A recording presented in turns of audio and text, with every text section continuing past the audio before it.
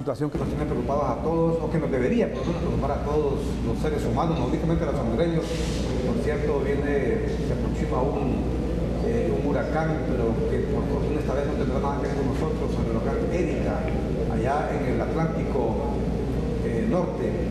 Pero obviamente otros fenómenos climáticos nos pueden afectar, así que todos debemos hacer lo propio, lo que nos corresponde para el tema del cambio climático que siempre lo mencionamos. Por cierto, hoy se cumple también un aniversario, los 10 años del huracán Katrina. Ustedes se recuerdan que causó enormes estragos, sobre todo allá en el sur de Estados Unidos, en la ciudad de Nueva Orleans, el estado de Luisiana y Mississippi, y que hoy se recuerda, pues justamente fue a finales de agosto del 2005, que dejó muchos muertos, pero pérdidas económicas incalculables ahí en los daños que hizo este huracán. Por eso la cadena ahí sobre el cambio climático, para hacer conciencia en la población, entre todos los hondureños, para que cada quien hagamos lo que siempre decimos, que cuidemos este hogar, este hábitat que nos dio Dios para vivir, que es el planeta Tierra, que desgraciadamente muchos descuidamos y que no hacemos lo que nos corresponde para que este planeta se preserve. Hoy nos encontramos en San Pedro Sula, ¿sabe usted? En San Pedro Sula, la capital industrial del país. Se habla mucho en este momento en Honduras del tema de la elección de la Corte Suprema de Justicia, lo que está ocurriendo en Guatemala con el presidente Otto Pérez Molina, movimientos políticos que generan esta inestabilidad en la región centroamericana y que sentimos a veces que muchos quisieran que se repita lo que pasa en Guatemala, se traslade, se extrapole a países como el nuestro, como Honduras.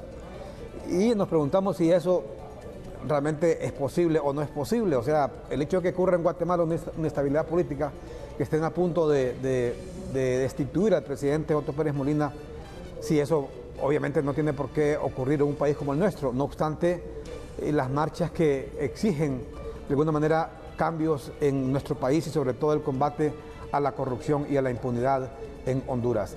De todos estos temas hablaremos esta mañana, pero sobre todo el gran reto que tiene el gobierno en medio de todo este contexto, el desafío que tiene el gobierno de generar empleo en Honduras como una manera de enfrentar la situación que se vive, para generar estabilidad, para generar armonía entre el sector empresarial, entre el sector trabajador y entre el pueblo hondureño en general, para que los ánimos bajen, para que el agua vuelva a su cauce y para que la situación vuelva a la normalidad, diríamos, porque nadie quiere un país, ningún buen hondureño debe querer un país en llamas, un país incendiado, porque eso no le va a dejar nada bueno a nadie.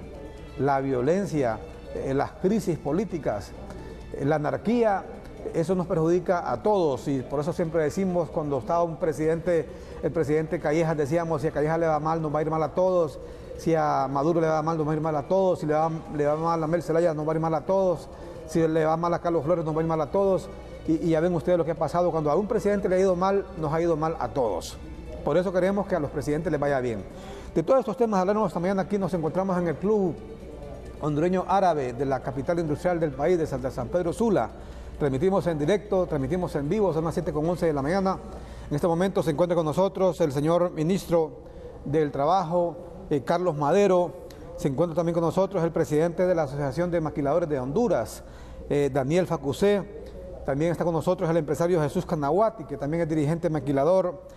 Evangelina Argueta, que es la representante de la CGT, la Central General de Trabajadores en la zona noroccidental del país, y también dos dirigentes sindicales, José Rivera, presidente de un sindicato maquilador de la Confederación Unitaria de Trabajadores CUT, y también Carlos Ramírez, dirigente sindical también perteneciente a la CGT, la Central General de Trabajadores. Buenos días, señor ministro Madero, le saludamos aquí en San Pedro Sula. Buenos días, Armando. Gracias en primer lugar por invitarnos a este foro aquí en San Pedro Sula. Definitivamente San Pedro Sula, la capital industrial y probablemente uno de los polos de desarrollo más importantes que tiene el país. Yo creo que el hecho de que hoy estemos hablando de generación de empleo, de cómo puede crecer el país, y vamos a escuchar una serie de armonías, sobre todo de cómo también en el marco de un diálogo social se pueden construir soluciones con el gobierno que puedan facilitarle la vida a muchas personas. Es realmente, como usted lo decía, es un reto, pero es un reto que también sabemos nosotros que en el marco de la cooperación entre gobierno, empresarios y trabajadores, realmente se puede llegar a salir adelante. Y eso ha sido un ejemplo que nosotros hemos podido constatar, y sobre todo que tiene que ver con la armonía productiva de Honduras. O sea, a diferencia de lo que pueda estar pasando en otros países, como usted lo decía al principio, en Honduras sí hay una armonía, sobre todo en la forma como estamos implementando o cómo queremos establecer nuevos mecanismos de creación de empleo, también de cumplimiento de derechos laborales. Perfecto. Evangelina Argueta, ¿es posible la armonía entre los sectores que han sido usualmente antagónicos, los trabajadores, los empresarios, que está la parte de donde José, que una gente dice el empresario es el verdugo del trabajador? ¿Es factible esto también con el sector gobierno? Televidentes, y gracias por compartir este foro con el sector también trabajador. Yo creo que en el sector maquila hemos podido desafiar un poco ese tema, porque nosotros no podemos continuar en esta confrontación que al final solo queda en eso. Nosotros hemos podido avanzar en el tema de maquila, hemos puesto en práctica una comisión bipartita que se creó hace muchos años. La bipartita no es reciente, ¿verdad? Entonces, ese proceso de diálogo que hemos venido desarrollando, en donde hemos dicho que el diálogo tiene que ser de buena fe, cómo los trabajadores y las trabajadoras que están en la industria se sienten en un ambiente de trabajo, de respeto, dentro de ese marco de ver cómo la obrera también se supera en la situación personal. Entonces, realmente que sí es posible, Armando, avanzar. El último acuerdo, el penúltimo acuerdo, que fue ahí donde arranca un poquito más fortalecido el diálogo, porque logramos un acuerdo por 3 años que en principio mucha gente nos rumbó piedras, nos dijo de todo. Sin embargo, ese acuerdo lo imitaron otros sectores, porque vieron que era bueno. Entonces, finalmente, hay personas en el movimiento y en toda la sociedad civil que tienen una desesperanza en este país. Yo creo que no podemos seguir en esta situación de estar renegando, que no hacemos nada. Es que nosotros tenemos que aprender a tener confianza en las partes. Yo no puedo pensar como don Daniel, ni él va a pensar igual que Evangelina Argueta, porque yo soy dirigente sindical, organizo las obreras de la maquila. Él es un empresario, emprendedor, que pues ese es su negocio, pero en la medida que nosotros ponemos intereses sobre la mesa y qué queremos para este país y qué queremos beneficiar, yo creo que es posible ponernos de acuerdo. Nos hemos puesto de acuerdo, estamos avanzando. Está el segundo acuerdo, que está por 4 años, y ese acuerdo contiene aspectos muy importantes para las y los trabajadores. Bueno, qué interesante. Evangelina Argueta sí creía que la ruta del diálogo es la mejor, justamente es el mejor camino para encontrar soluciones entre esta situación antagónica que ancestralmente se ha dado siempre entre empresarios y trabajadores. Lo han logrado, por ejemplo, en países como Nicaragua. Sabe usted, en Nicaragua se han logrado poner de acuerdo en el tema, un tema que es bastante conflictivo, como el tema del aumento del salario mínimo. Logran acuerdos, y como resultado de eso, mirábamos ayer, por ejemplo, en el foro, que Nicaragua tiene en este momento una cifra envidiable en el tema de la construcción, mientras en nuestro país todavía estamos con signos negativos de construcción. Nicaragua tiene los índices más altos de construcción en la región, casi un 21%, y ese es producto de estos acuerdos que se logran entre estos sectores, que la mejor manera es consensuar, porque, como repetimos, la confrontación en ninguna sociedad, ni en Honduras, en ninguna parte nos va a llevar a ningún lado.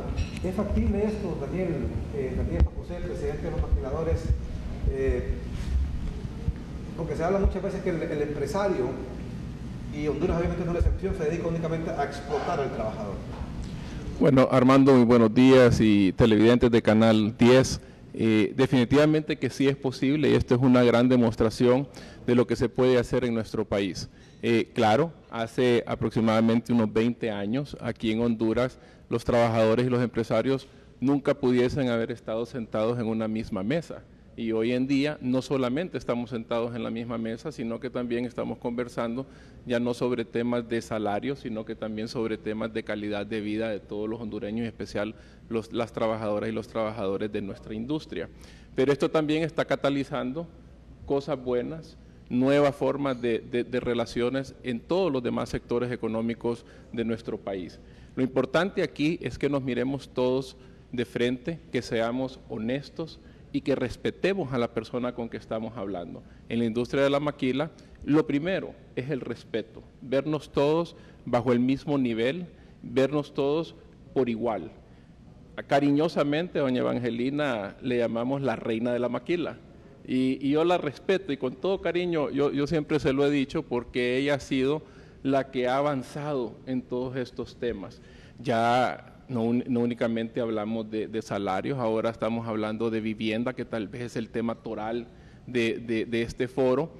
También estamos hablando de guarderías, y todas esas cosas al final lo que traen es una mejor calidad de vida para todos los hondureños. Entonces tenemos que entender de que el diálogo, a través de ese diálogo es posible todo, siempre y cuando también tengamos respeto el uno al otro. Y los hondureños, en su generalidad, no queremos conflicto. El hondureño odia el conflicto, ya lo podemos ver, digamos, con estas últimas tomas de carreteras que hubieron, o de peajes, o de instalaciones, donde no asistió casi nadie, porque el hondureño no quiere el conflicto. El hondureño lo que quiere es la generación de empleo, es que se le garantice un empleo, y hoy un empleo digno que permita que sus familias estén viviendo mejor, que nuestros hijos vivan mejor que como nosotros hemos vivido, y eso únicamente lo vamos a lograr a través de los programas de educación, a través de los programas de vivienda, a través de los programas de guardería, ¿verdad? Y otros programas que están encaminados para poder tener una vida mejor. Pero, por ejemplo, Daniel Facusé, algunas veces el sector empresarial, el sector obrero se queja por el sector empresarial, como este tema, por ejemplo, de la ley de protección social, está opuesto a una serie de situaciones que se van a dar en esa ley, sobre todo en el tema de la reserva laboral. Entonces, si se quiere, se busca esa armonía con el sector trabajador, ¿no debería ser más abierto el sector empresarial? ¿No debería ser más condescendiente con el sector obrero? Es decir, no ser, como decimos a veces, como el asador, que solamente para acá o para acá o para acá. Se ha criticado, por ejemplo, en los últimos días, y el propio presidente Hernández lo ha hecho con el tema de la banca. La banca se resiste a bajar los intereses. Ayer dijeron que han bajado 3 puntos en la tasa de interés, pero el Banco Central hace tiempo que envió un mensaje a través de la reducción de la TPM para que bajaran las tasas de interés, porque casi nadie puede acceder a los préstamos. Tienen 62.000 millones en sobreliquidez, pero con préstamos con tasas de interés tan altas, la gente dice voy a trabajar solamente para pagar intereses. Mire, yo creo que aquí es importante el hecho de que hemos estado trabajando los 3 sectores juntos. Estamos trabajando el gobierno del presidente Juan Orlando con los trabajadores y nosotros los empresarios en todos estos temas, porque el tema de la banca es un tema importantísimo. Si no tenemos intereses bajos a largo plazo, pues no vamos a poder hacer realidad los sueños de vivienda que tenemos en nuestro país. Pero aquí sí tengo yo que aceptar el esfuerzo directo que está haciendo el presidente Juan Orlando en reuniones directas con la banca, donde ya ha permitido de que las tasas de interés empiecen a bajar, y obviamente esta competencia que está habiendo con nuevos bancos que han venido de Centroamérica y los nuevos programas de banca solidaria que están dando préstamos directos a las microempresas y que hoy también ya van a poder extenderse para los trabajadores, pues esto también va a forzar a que las tasas de interés vayan bajando, simplemente porque hay una mayor oferta, y esa oferta va a hacer pues que el mercado se nivele hacia la baja. Con el tema... ¿Cómo se explica, por ejemplo, se explica que Honduras tiene las tasas de interés más altas de todo Centroamérica? Mire, yo creo que teníamos que entender algo, y no es que estoy justificando con esto. Honduras tenía un riesgo país. Ese riesgo país, antes de la presidencia de la administración del presidente Juan Orlando, Honduras tenía un riesgo país altísimo. Con las medidas que se han tomado, con la firma del Fondo Monetario, con la baja de la reducción de índices de criminalidad, todo eso al final hacen de que Honduras tenga un mejor crédito a nivel internacional, lo cual por ende pues hace de que las tasas de interés en nuestro país también bajen. Estamos viendo ese efecto positivo que se ha hecho con el gran esfuerzo de todos los hondureños y del gobierno, y hoy en día entonces ya estamos viendo una reducción de tasas. Tal vez no la estamos viendo con la velocidad que nos gustaría verlo, pero sí lo estamos viendo. Yo sí creo que en este caso la banca está trabajando fuertemente junto con el gobierno y la Comisión Nacional de Banca y Seguros para seguirlo bajando. Pero lo que sí le queremos decir a los banqueros es de que hay proyectos en camino, y si esos proyectos no tienen una tasa adecuada con un largo periodo de préstamos, pues definitivamente que eso va a mermar y viene en contra pues de lo que es el desarrollo económico. Ahora, Armando, quiero pasar al tema de la Ley de Seguridad Social. En el tema de la Ley de Seguridad Social fue un tema que se discutió ampliamente con los sectores obreros y con nosotros los empresarios. El gobierno del presidente Juan Orlando en diferentes ocasiones pues tuvimos a bien recibirlos para poder que pudieran hacer estas explicaciones, y es una magnífica ley. O sea, desde el sector maquilador nosotros lo vemos con diferentes ojos. Lo vemos con que va a ser una ley que le va a dar protección social a todos los trabajadores, que nos va a permitir de que estos trabajadores, una vez que lleguen a edad de jubilación, puedan retirarse con un salario digno como que estuvieran trabajando. Va a permitir también el aseguramiento de casi el 50% de las prestaciones laborales para los trabajadores, y va a permitir también poder acceder a préstamos a largo plazo y especialmente préstamos para vivienda. Entonces, cuando ya vemos todos esos beneficios que tiene y que en adición un trabajador va a poder ir al mismo hospital donde va cualquier otra persona que tenga poder adquisitivo, pues eso es magnífico, porque cualquier trabajador vamos a poder estar sentados así como estamos sentados hoy en día, aquí uno al lado del otro, haciendo fila para poder ir a ver al mismo doctor en un hospital privado, porque de ahora en adelante el Seguro Social no es un sueño, no es un sueño eso, no es una quimera. El Seguro Social ya no va a tener la exclusividad de la hospitalización, simplemente el trabajador va a escoger a qué red de salud se va a querer afiliar, y este perente pues va a poder ir a los hospitales privados que estén afiliados. ¿Y qué mensaje le envía a aquellos sectores que dicen que están privatizando la salud y ahora el pueblo hondureño, que el pueblo no va a tener acceso a los servicios de salud pública porque va a ser demasiado caro? No, aquí yo le llamaría de otra forma, se está democratizando la salud, porque antes la única opción que tenía el trabajador era ir al Seguro Social, y el Seguro Social, si estaba colapsado, pues lo único que sucedía es que usted va ahí, se tarda, lo dejan esperando 2 o 3 días para decirle que dentro de 6 meses va a tener una operación que necesitaba el día siguiente, ¿verdad? Entonces, o sea, simplemente no están dando el servicio de seguridad social. En este caso va a poder ir a un hospital privado donde sus cotizaciones van a pagar por ese servicio, porque el Seguro Social no es un hospital público, es un hospital privado donde tanto el empresario como el trabajador pagan, y el gobierno también pagan por esos servicios. Por lo tanto, esos servicios se deben de dar y debe de ser pues igual para todos. Entonces, si se está pagando por el servicio, ¿por qué no tener el servicio de los mejores doctores en los mejores hospitales? Los que creen que eso no va a ser posible, yo únicamente diría, esperemos, ya pronto va a estar ya en la totalidad de las leyes y pronto vamos a ver cómo empieza a funcionar esto. Ahora, esto no es que en Honduras se está inventando, Armando, esto ya sucede en diferentes países del mundo. Miremoslo aquí nomás en Nicaragua. En Nicaragua cualquier trabajador va a una red de hospitales privados y no tiene absolutamente ningún problema, igual en los países desarrollados. Entonces ya lo vamos a ir viendo, creo que poco a poco se va a ir viendo. En este tema de la Ley de Seguridad Social, pues definitivamente que la empresa privada ha tenido sus observaciones, y la observación principal es lo que es la gradualidad de la implementación de esta ley, porque no podemos pretender solucionar los problemas de hace 40 años en un año, ¿verdad? Entonces la gradualidad sí es importante, pero la ley como ley social, como protección para todos los trabajadores, es una magnífica ley. Correcto, ya seguiremos sobre ese tema. Antes, Jesús Canahuati, ¿qué piensas de estos sectores que a veces hablan de extrapolar eso que se ve en Guatemala, que aparentemente el presidente está a punto de caer, el presidente Topérez Molina, y algunos dicen que este fin de semana no pasa, que quieren trasladar la situación guatemalteca a Honduras? Bueno, Armando, buenos días, y a todo el panel acá y al pueblo hondureño. Yo quisiera hablar del contexto de lo que nosotros estamos ocupados aquí en Honduras.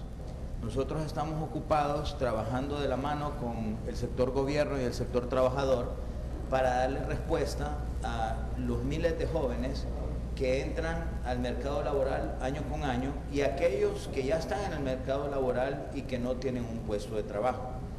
Entonces venimos haciendo una labor, como dijo Evangelina, de hace años como sector privado, productivo, que incluso hemos ido a Washington, los dos, claro, como dice ella, cada quien defiende su sector, pero al final defendemos la generación de empleo en Honduras. Y esto nos ha hecho madurar muchísimo y poder crecer y desarrollar el sector, por ejemplo, maquila. Ahora, para que entremos en contexto, y en vez de preocuparnos por lo que pasa al otro lado, ahí en Guatemala, preocupémonos por lo que pasa aquí en Honduras y lo que debemos de hacer para darle respuesta a toda la gente que anda buscando esa respuesta de una generación de empleo. Y quiero ponerlo en contexto. Ustedes saben que China es el fabricante del mundo.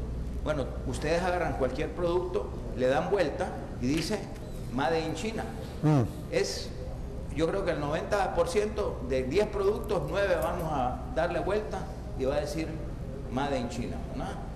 Ahora, las Naciones Unidas han sacado una publicación, la sacaron en el 2010, donde dice que la población de 15 años a 24 años en China está decreciendo a un ritmo que para el final del 2020 va a haber 29% menos de esos jóvenes.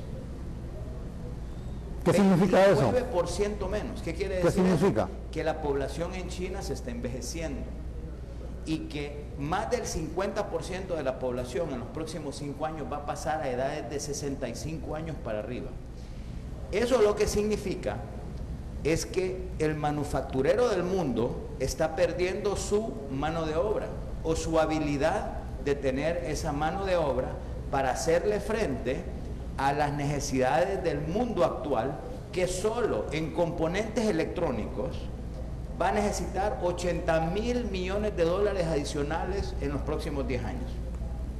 Nosotros, con ese contexto que estamos viendo, el fabricante del mundo que se está quedando sin recursos y sin jóvenes, y nosotros que tenemos un montón de jóvenes sin opción de empleo, entonces estamos uniendo cabos y estamos trabajando con una firma internacional donde estamos delineando los pasos a seguir para poder capturar la mayor cantidad de empleos en las áreas donde Honduras compite más. Se han identificado inicialmente 5 y se van a ir identificando otras. Si quieres más tarde te las menciono, las 5, pero la idea es de generar más de 230.000 puestos de trabajo todos los años y en un periodo muy corto. Para lograr esto se tienen que hacer diferentes medidas que están definidas en el plan de acción, y tenemos que ir de la mano con el gobierno, tenemos que ir de la mano con los trabajadores para poder optar a la posibilidad que nos abre el mercado. Honduras tiene privilegios de una posición geográfica que envidiable. Tenemos acceso a mercados, porque aunque nuestro mercado es muy poco, tenemos convenios comerciales con Estados Unidos, Canadá, Europa, Taiwán, Chile, todos estos países, y eso lo que ha hecho es identificar que tenemos un gran potencial. ¿No hay tiempo para usted para pensar en eso que pasa en Guatemala? No, tenemos demasiado que hacer acá, ese es el punto. Tenemos demasiado que hacer aquí en Honduras para estar pensando en otro país. Nuestros jóvenes necesitan respuesta hoy. La criminalidad se ha bajado en un porcentaje significativo, y esto es por la acción de extraditar gente y agarrar en serio el tema de la seguridad. Pero paralelo a esto, necesitamos darle respuesta a los jóvenes para que tengan una opción de trabajo. Y en esto tenemos que estar concentrados todos los hondureños, todos los sectores, porque ahí está, la oportunidad es clara. No es una promesa o un sueño, te estoy hablando de estadísticas del fabricante más grande del mundo, y que el fabricante más grande, bueno, hoy en el periódico vi que allá andaban unos asiáticos, hoy unos chinos, viendo aquí el tema del hierro, por ejemplo. Está pasando, nos están viniendo a visitar y quieren que nosotros nos organicemos, quieren ver un país ordenado, donde platicamos los sectores y no estamos en la calle haciendo revueltas o peleándonos entre nosotros, haciéndole frente a esta oportunidad o atendiendo esta oportunidad. Siempre vamos a tener diferencias con los sectores del gobierno, siempre vamos a tener diferencias con el sector laboral, y ellos van a tener diferencias con nosotros. Eso nadie lo va a evitar. Lo que nosotros tenemos que evitar es que al final de cualquier tema y cualquier diferencia haya una coordinación entre los tres sectores para que le demos respuesta a esos miles de jóvenes que están allá afuera y quieren una oportunidad de empleo para desarrollar su... Cualquier dirigente opositor diría que ustedes son gobiernistas, por eso hablan así. ¿Qué le diría usted a esos sectores de la oposición que tienen ese concepto? Bueno, yo creo que yo tengo una tradición de varios años, mi familia tiene una tradición de varios años y nosotros no somos gobernistas, nosotros somos empresarios, nosotros generamos empleo, nosotros tenemos 25,000 personas en los parques industriales que nosotros desarrollamos. ¿Cuántos empleados hay? 25,000 en los, ¿Tienen ustedes? en los 4 parques. 25,000. El grupo nuestro. El grupo de empresas. Correcto. Que nosotros representamos. 25,000. ¿Empleos directos? Sí, con las empresas que alquilan correcto. adentro de los parques industriales. Correcto. Heinz, Frutos de Loom, Garan, todas las empresas internacionales que ya conocen en el grupo nuestro. En la industria hay 145,000 empleos. Entonces nosotros no andamos aquí politiqueando, nosotros estamos hablando de una oportunidad real. Es más, esta oportunidad está por escrito. Tenemos una firma internacional que es la mejor firma del mundo, delineando los pasos a seguir para sacarle provecho a esta oportunidad que es real. Y lo que queremos es que los sectores laborales se afiancen y se fortalezcan, que los empresarios nos afiancemos, que el gobierno sea un gobierno estable, transparente. Lógicamente vamos a llamar la atención cuando veamos que algo no vaya bien, pero en realidad nosotros no tenemos tiempo de estar viendo a otra gente. Tenemos demasiado que hacer acá, con una gran oportunidad donde todos ganamos, como tú lo dijiste al principio. Bueno, imagine usted lo que pasa en El Salvador en este momento también, no solamente Guatemala, en Guatemala obviamente, y esto debe llamarnos a todos la preocupación porque hay dos aspectos que tienen mucho que ver con Honduras, lo que pasa en Guatemala, que es la unión aduanera, que podía ser un proyecto muy bueno que podía venirse a pique, como decimos, en virtud de todo el conflicto que hay ahí, y con el tema de El Salvador, el plan para la prosperidad, porque todo el mundo sabe, Honduras, Guatemala y El Salvador presentaron ese plan en Washington, que significa una posible llegada a nuestro país de $1.000 millones, pero con toda esta situación también es un proyecto que podía venirse abajo, y ante esta situación lo que nos queda pues es tomar acciones, que el gobierno y todos juntos tomemos acciones, porque la situación tendría a desmejorarse si ese plan para la prosperidad no tiene el éxito que se esperaba, y lo mismo el tema de la unión aduanera. Vamos a ir a una pausa comercial y luego regresamos también con Carlos Ramírez de la Central General de Trabajadores, José Rivera de la CUT. Vea este tema, por ejemplo, que hablábamos de la descentralización, el tema que hablaba Daniel Fapuzé de los servicios hospitalarios, de si van a ser descentralizados, de que cada quien va a poder ir a un hospital privado si quiere, descentralizar o democratizar, como dijo él, la salud. Mire, aquí tenemos la tendencia en Honduras que todos lo satanizamos, pero ya hay ejemplos aquí mismo en Honduras. Él citaba el ejemplo de Nicaragua. Hay un mejor ejemplo todavía en la región, que es el de Costa Rica, y más antiguo que el de Nicaragua, pero aquí mismo en Honduras, ve usted, el hospital de San Lorenzo fue descentralizado hace algún tiempo. ¿Y sabe qué pasaba en San Lorenzo? En San Lorenzo redujeron la mora quirúrgica de 500 a 0. Le repito, o sea, cuando el hospital de San Lorenzo estaba en manos del Estado de Honduras, que lo manejaba, quiere decir, la Secretaría de Salud Pública, habían 500 personas ahí esperando que los operaran. Pero una vez que fue descentralizado, que se le dieron a una comisión que no es del gobierno, han logrado reducir esa mora a 0. A 0. No solamente eso, han logrado incrementar sustancialmente el tema de los medicamentos. O sea, cuando la gente llega a la ventanilla, que no le digan no hay, esta sí hay, esta no hay, y que la gente tenga que ir al hospital, a la farmacia, a que vea cómo hace para comprar sus medicamentos. Han mejorado sustancialmente las salas de emergencias, la sala de esto, la sala de lo otro. O sea, si ustedes van a San Lorenzo, se van a dar cuenta del cambio radical que ha sufrido ese hospital. Otro ejemplo, aquí también en Honduras, el Hospital María. El Hospital María que acaba de ser abierto, después de muchos años que estuvo cerrado. El Hospital María de especialidades pediátricas, o sea que ahí solamente se atienden niños. Un hospital que ustedes lo pueden ir a ver, está funcionando, si no a las mil maravillas, pero va por buen camino. Si ese hospital estuviera en manos del gobierno, es que mire, pareciera que a veces que todo lo que toca el gobierno lo destruye o sale mal. Pero cuando hay empresas, hay gente que está fuera del gobierno que maneja eso, usted ve la gran diferencia. Entonces, ¿qué es lo que quiere la gente? Ustedes ven aquí, el otro día miramos fotografías y videos aquí de los seguros social en San Pedro Sula, mire, penoso, parecía mercado ahí. La gente, para empezar, asándose del calor. Parece ahí la feria de la agricultora, que hay gran cantidad de gente. Parece mercado para conseguir una cita. Y luego el tema que no hay medicamentos. Luego el tema de la cirugía, la famosa moda quirúrgica, que usted ocupa que lo operen ya. Si no se va a morir, y le dice no, dentro de 6 meses. En el 2016. Y citas con los especialistas para dentro de 6 meses, dentro de un año. Qué bueno puede ser eso.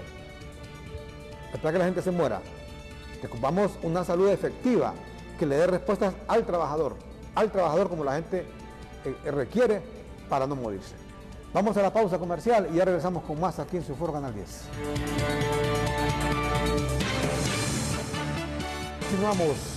Continuamos aquí, Teleopinión. ¿Ve usted posible que Honduras esté ubicada entre los 10 países más positivos del mundo?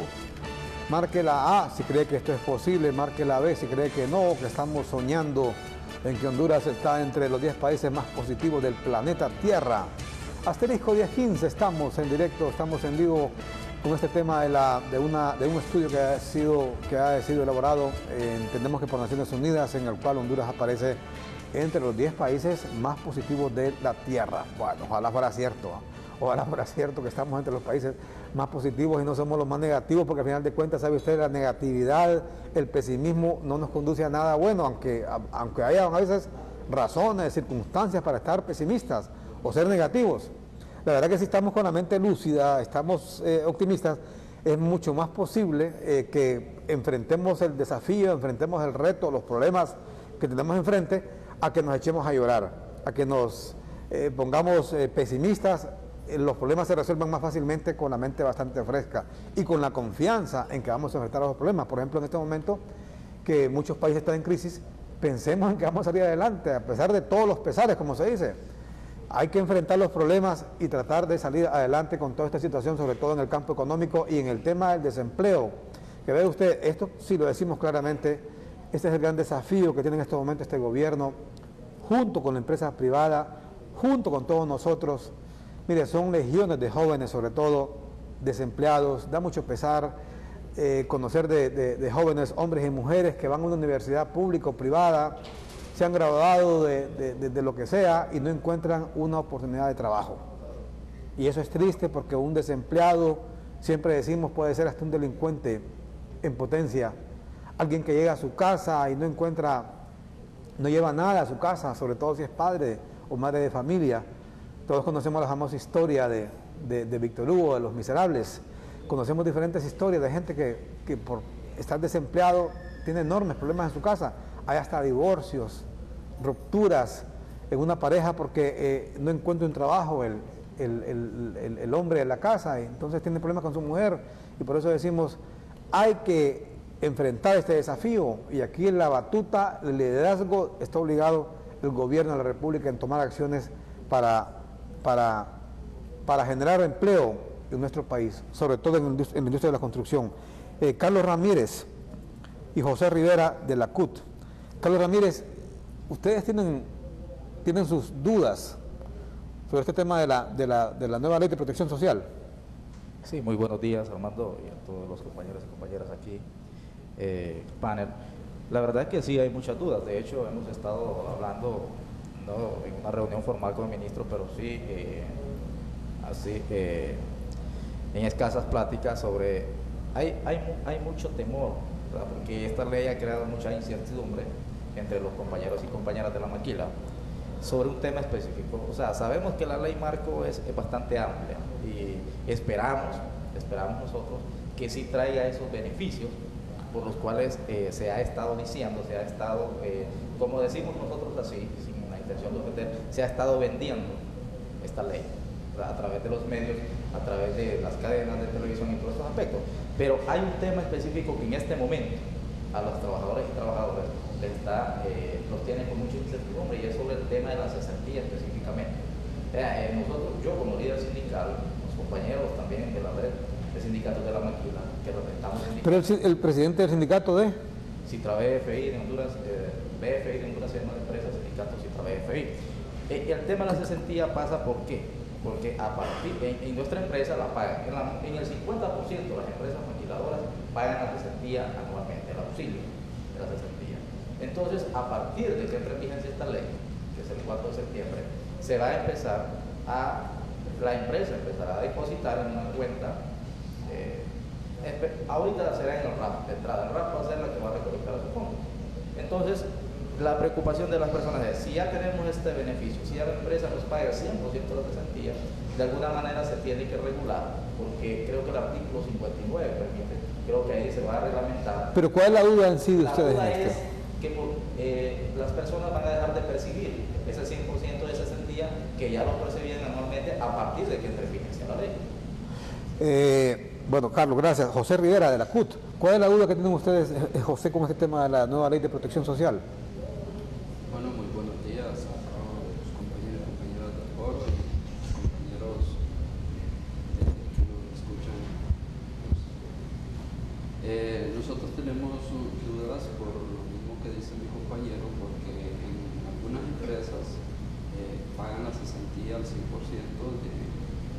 a final de año, y en algo otras no. Nosotros mirábamos la ley y mirábamos un beneficio para los que no le pagan cesantía, que ahora por lo menos van a tener el 50%, pero ¿qué va a pasar con los compañeros que ya les vienen pagando una cesantía? ¿Qué va a pasar? Que si les van a dar solo el 50% y el otro 50% pasaría a una cuenta al RAT. Entonces, esas preguntas se nos hacen a diario a nosotros, que qué va a pasar, porque hay una confusión, porque dicen que las prestaciones, dice, va a pasar a una cuenta donde después, hasta que tenga 65 años, van a ir a reclamar las prestaciones. Les digo, yo aclaro las dudas de los compañeros, les digo, no, ahorita solo está en juego la cesantía, porque muchos hablan de todas las prestaciones completas. Entonces les digo, no solamente es el pasivo laboral de la cesantía, de que va a pasar un 50% a una cuenta RAT y la otra 50% se la va a tener que pagar el empresario cuando deje de laborar. Perfecto, aquí también está Angelina Argueta. También ustedes tienen dudas, como Angelina Argueta es la principal dirigente de la CGT aquí en el norte del país. Bueno, una de las preocupaciones grandes que existe es que esa cesantía que las personas en la maquila la reciben cada año, el tema es que ese 48% que va a depositar hoy la empresa en una cuenta en nombre de cada persona, es que ese dinero por este momento entra al RAP, pero después algún banco lo va a tener. El tema es que los bancos le van a cobrar por guardarle ese dinero. Entonces, en este momento los trabajadores dicen, si la empresa me lo paga cada año, yo hago de ese dinero lo que deseo. Aunque yo quiero aclarar que particularmente estoy en contra de que los trabajadores reciban esa cesantía anual. ¿Por qué? Porque los trabajadores en Honduras, que muy poco tenemos el hábito de ahorro, el trabajador cuando sale de una maquila a los 10, 15 años, ¿qué es lo que se lleva? Solo se lleva el preaviso y sus demás derechos adquiridos. La cesantía ya se la estuvo usando cada año, pero se la comió, mejor dicho. Entonces, estoy en contra, pero sin embargo es el respeto que tenemos hacia que el trabajador es su decisión. Hemos inclusive tomado acuerdos con empresas que la toma de la cesantía sea voluntario, y fíjense que los trabajadores todos toman la cesantía. Entonces, lamentablemente pasa esto, pero el tema más preocupante en este caso es que ese 48% anual que van a depositar en una cuenta, la preocupación del trabajador es, ¿y quién me garantiza que no me lo van a robar? Mire, yo creo que lamentablemente esta ley ha llegado en el momento menos indicado, Armando. ¿Por qué? ¿Por qué? ¿Por qué? Porque aquí, después de lo que pasó en el Seguro Social, no tenemos credibilidad. No tenemos ya, nadie cree en que el Estado mismo puede tener garantías para cuidar todo ese dinero. Hay mucha desconfianza entre ustedes. Exageradamente desconfianza. Yo siempre fui muy crítica cuando se estuvo socializando esta propuesta de la ley marco, porque siempre lo dije, primero pongamos en orden el seguro social. Primero recuperemos el seguro social y después pensemos en esta ley, pero no podemos pretender ordenar la casa si el techo se está cayendo. Entonces yo creería de que, y respeto mucho la opinión del sector empresarial, pues la relación con el gobierno es bastante cercana y tienen creo que mucho más información que nosotros, pero la ley marco en este momento, la verdad, es inapropiada, porque en este país estamos en esa desconfianza. La ley no deja de tener cosas buenas, porque sí tiene cosas interesantes la ley, debo decirlo, pero también tiene cosas que todavía no se entiende, porque primero que es una ley muy técnica, creo que solo la entienden los que la crearon, Salinas y el resto de la gente, y Leicelar y todos ellos. Nosotros todavía nos está costando mucho entenderla, que ya estamos como trabajadores en unos procesos de socialización con expertos, con abogados, pero sí creemos que hay un grave y un reclamo fuerte ahorita, y lo tenemos de los trabajadores con ese tema de ese pago de esa cesantía, porque además que los bancos les van a cobrar por tenerles ese dinero guardado, cuando la empresa se los pagaba cada año y no les andaba... Sin cobrarles nada. Sin cobrarles nada, y ahora ese 50% ¿qué? Entonces yo creo, aquí aprovechando la presencia del Ministro de Trabajo, es importante que nos sentemos a ver este tema, porque tenemos que regular esto, hay que ver esa gradualidad, hay que ver, necesitamos detener algunas cosas que los trabajadores son el sentir y el pensar de ellos, que no confían en quién les va a cuidar su dinero. Ministro, ¿qué le parece estas dudas del sector trabajador? Aquí lo expresa claramente José Rivera, Carlos Ramírez y Evangelina Argueta. Muchas dudas.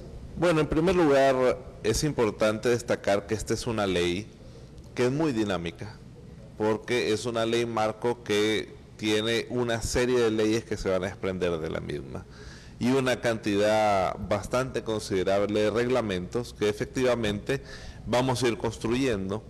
Y yo creo que a través del diálogo social también se van construyendo, ¿verdad? Porque hay fracciones que obviamente tienen que ver con los consensos entre los sectores. Y el hecho de que también con el sector manufacturero, ¿verdad?, con el sector de la maquila hemos llegado a consensos, creo que esta no va a ser la excepción. Hay muchos temas que efectivamente están sujetos a reglamentaciones especiales que establece la ley, y parte de esas reglamentaciones tiene que ver con cómo nos ponemos de acuerdo para la aplicación de los beneficios. Lo que sí es cierto es que los beneficios están ahí, situaciones que eran expectativas que ahora se vuelven derechos, ¿verdad? Por ejemplo, antes el acceso a una cesantía era, yo tenía la expectativa de si ocurría o no.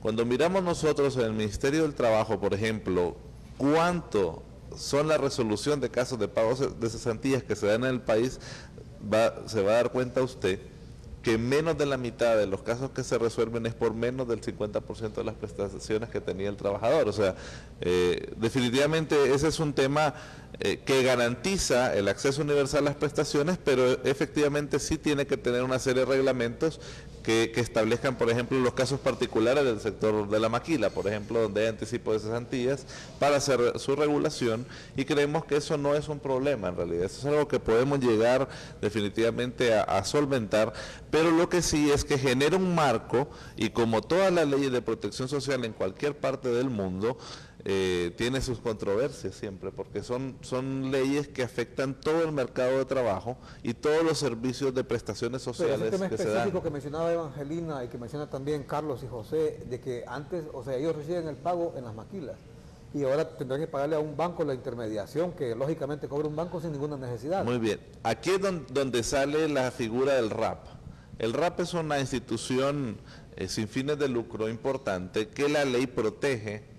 Inicialmente dice, bueno, le da un tiempo importante al RAP para que se fortalezca como una AFP grande, una administradora de fondos de pensiones, para que sea el balance en el mercado.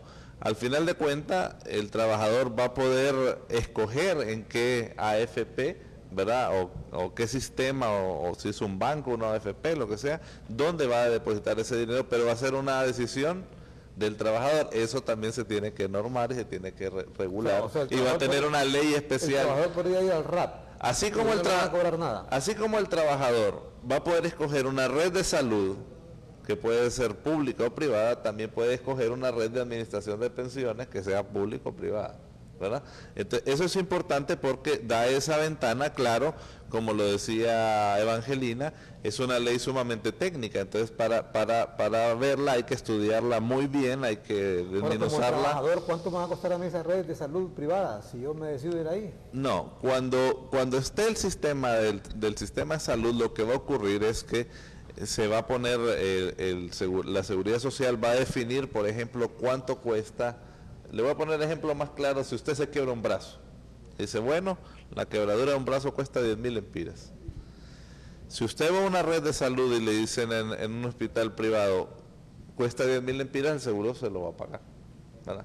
Pero si el hospital privado le dice, le cuesta 11.000, y usted decide hacérselo ahí, en el hospital privado, el seguro le va a pagar 10.000 y usted paga los 1.000 restantes. Si usted decide ir a una red pública y le va a costar los 10.000 lempiras y usted quiere hacerlo ahí porque no quiere gastar un diferencial más, lo va a poder hacer, pero la atención de salud va a recaer en la decisión propia de la persona. Usted decide dónde quiere ser atendido. Ese es el principio fundamental de la ley, que el trabajador decida dónde quiere ser atendido, decida quién le quiere administrar sus fondos de pensiones y quién le quiere administrar sus fondos de cesantía.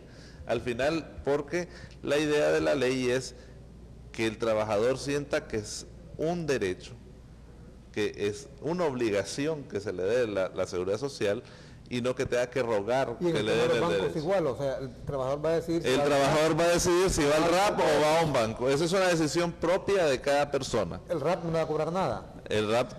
Si el RAP no cobra nada, no cobra nada, ¿verdad?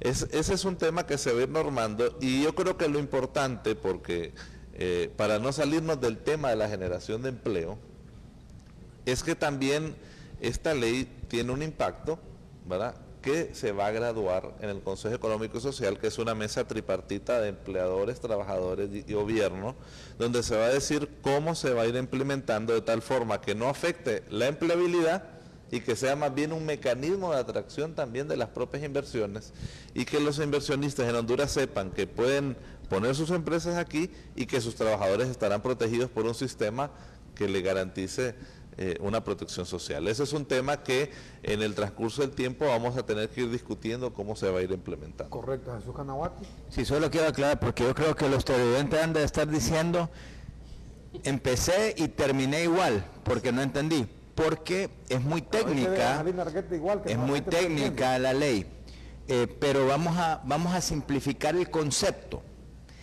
Ahorita la atención de seguridad social es mala, y ustedes lo filman todos los días, donde en realidad no se le está dando respuesta a las personas para darle una atención digna. Vamos a remontarnos a 10 años antes. ¿Cuántos hondureños tenían acceso a comunicación con un teléfono? O sea, hablábamos de que eran 3 años para que te pusieran una línea y tenías que pagarle un favor a alguien para que te la fuera a poner. ¿Cuánto te toma ahora hablar por teléfono? ¿Una hora? O conseguir una línea. 1 hora, o un día, o 2 días. La privatización, no la privatización, la competencia. La competencia es lo que en realidad le va a dar la dinámica a la salud para que se pueda atender de una forma correcta las necesidades del trabajador. Si no hacemos una competencia, nos acomodamos, y la competencia no quiere decir desaparecer instituciones. El Seguro Social tiene grandes instalaciones y tiene el mayor potencial de poder mejorarse, pero lastimosamente los seres humanos no mejoramos a menos que veamos que hay una reacción donde que si no mejoro me voy a afectar, y eso se llama competencia. Esta ley eso es lo que abre, la competencia, para que las diferentes instituciones que brindan el servicio de seguridad social, de salud, compitan y el trabajador tenga la opción a dónde ir para que sepa, aquí me atienden de una forma digna y de una forma eficiente y competitiva, entonces me voy acá. Ahorita el trabajador no tiene opción, tiene que ir a hacer filas, tiene que pasar por ese gran calor y tiene que esperar 6, 8 o 10 meses para tener una cita para que le hagan una operación que, como dice Daniel, la necesita mañana. En el otro tema, porque yo creo que deberíamos de hablar de otros temas aparte de esto de la seguridad social, pero yo sé que es algo que está en la mente de los trabajadores. Mira, ya empezaron a venir los bancos a hablar con nosotros de que por favor les depositemos. Y esto que dice Evangelina, bueno, no hemos platicado con Evangelina, pues hablamos de varios de los temas. Ella nos exterioriza al sector privado de las preocupaciones de los trabajadores, pero esto es muy reciente y no hemos platicado. Se van a pelear las cuentas y no van a cobrar, van a peleárselas a través de decir yo te doy un interés mayor por mantener el dinero en mi AFP. Entonces eso es otra competencia que al final el que se va a beneficiar es el depositante, es el que está poniendo su dinero. ¿Ustedes le están buscando los bancos para eso, para que ustedes vayan y le lleven a sus trabajadores? Ya lo están haciendo, los bancos se van a pelear. Estuvimos en una reunión con don Daniel hablando con 3 bancos y los 3 tuvimos que apartarlos porque todos querían la aportación del trabajador, y el trabajador a través de sus organizaciones tiene que ver de qué manera lo pone en la AFP o en la institución bancaria que más rendimiento le va a dar. Y esto amarra al tema de vivienda, porque a través de que haya más depósitos en estas instituciones, podemos hacer más desarrollos de vivienda. Que nosotros no solo tenemos, nosotros hemos venido la industria pensando en la generación de empleo y que es sumamente necesaria.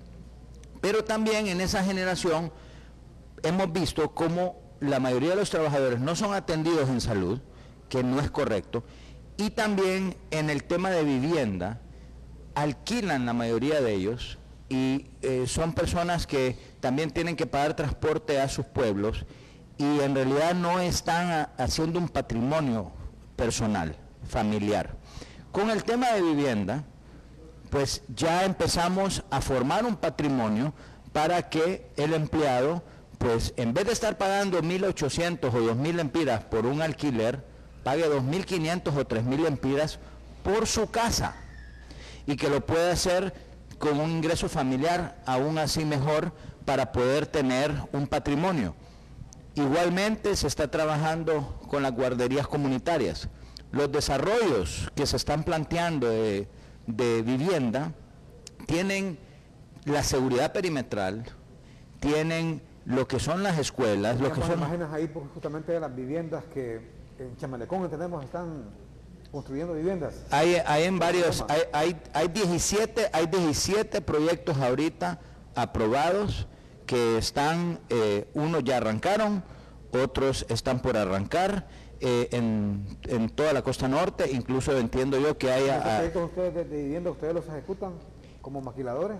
Pues depende. Nosotros, hay iniciativas... Perdón, ¿cómo hace un trabajador para tener acceso a una vivienda ahí en eso lo explica Dani ahorita.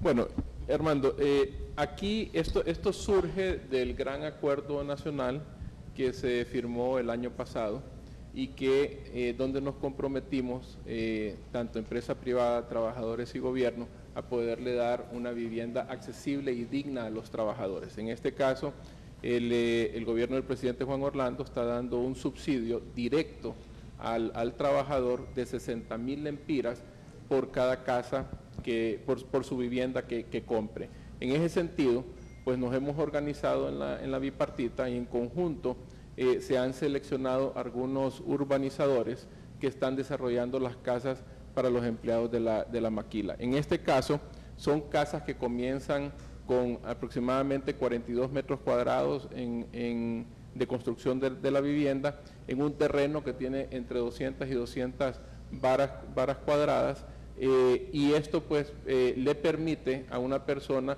comenzar a comprar una casa desde 300.000 lempiras en adelante. Hay casas de 300.000 lempiras, 340.000, 380.000 hasta 400.000 lempiras, dependiendo del tamaño de la casa. Pero si una persona obtiene una casa con 300.000 lempiras, más el subsidio directo del presidente Juan Orlando, que le reduce 60.000 lempiras, pagaría una cuota aproximadamente de 2.200 lempiras. Esa cuota de 2.200 lempiras es para una vivienda propia, o sea, esa vivienda, el trabajador va a ser dueño de esa vivienda, y esos 2.200 lempiras son menos dinero de lo que en general o que generalmente paga un trabajador o trabajadora de la maquila en alquiler, yo le llamaría hasta de cuarterías. Entonces, con menos dinero o igual dinero van a tener su vivienda propia. ¿Una mensualidad de cuánto? Una mensualidad de 2.200 lempiras. Y ahorita están pagando entre 1.500 y 2.500 lempiras por cuarterías. O sea, y aquí estamos hablando de viviendas que tienen 2 dormitorios, sala, comedor, sus baños, y todavía un terreno donde pueden duplicar su casa, porque 2.200 lempiras es hoy y va a ser durante 20 años, pero a medida no va a subir la cuota, es una cuota fija que a medida que el trabajador va teniendo mayores ingresos, porque todos los años van subiendo sus ingresos, pues puede llegar a tener mayor disponibilidad de dinero para seguirle metiendo poquito a poco a la casa, ir haciendo más cuartos, o poner un negocito, o lo que sea. Pero también, como dice don Jesús, se está trabajando con los urbanizadores para que dentro de cada comunidad que se está haciendo, y son 2 proyectos pilotos que van a arrancar y que están arrancando, uno en Choloma y uno en Villanueva, se está exigiendo también la construcción de guarderías, no únicamente escuelas, sino que también guarderías comunitarias, porque lo que se quiere, Armando, es que el trabajador pueda dejar a sus niños en su comunidad con personas de mucha confianza. Son microguarderías donde se está generando el empleo, porque se va a entrenar a esta persona y se va a certificar por parte del gobierno para poder cuidar entre 5 y 8 niños dependiendo del tamaño, y la trabajadora se va a sentir en confianza de dejar a su niño en una guardería donde sabe que va a tener todos los elementos para poder cuidar a su niño. Correcto. Tengo que ir a una pausa comercial y luego regresamos. Lástima que no pudimos ver las imágenes ahí de las viviendas, tal vez más adelante, de las viviendas que están construyendo, porque nos parece que si van a pagar 2.200, es una cuota accesible a cualquier trabajador. O sea, si están pagando en una cuartería 1.500, 1.800 y van a pagar 1.000 lempiras, o sea, una cuartería que insalubre, hacinados, pero sobre todo que nunca van a, mire, están las casas, ¿ves? Sobre todo que ese cuarto que alquilan nunca va a ser de la persona, porque están alquilando. Entonces, qué mejor que pagar quizás 1.000 lempiras más o menos de 1.000 lempiras más, y la casa, van a tener una casa digna. Ve usted, una casa digna, o sea, tiene parqueo, tiene acceso a seguir ampliando la casa, a seguir construyendo un cuartito más adelante. Y bonitas las casas, esas casas son. Esas son las casas modelo que están en Choloma. Obviamente ahí van de diferentes precios, porque hay casas de 1 cuarto, de 2 cuartos, correcto, de 3 cuartos, pero básicamente estas son las casas. Así como las ve, eso es lo que se está queriendo hacer en los programas estos de vivienda. Son casas bellísimas, en comunidades cerradas, muy seguras, con todo lo que se necesita para vivir mejor. ¿Es más cara esta casa? La casa básica es la misma. Lo que puede tener son diferencias en la cantidad de cuartos, ¿verdad? Y el tamaño del terreno, pero la casa es básicamente la misma. Obviamente esta casa ya está amueblada, ¿verdad?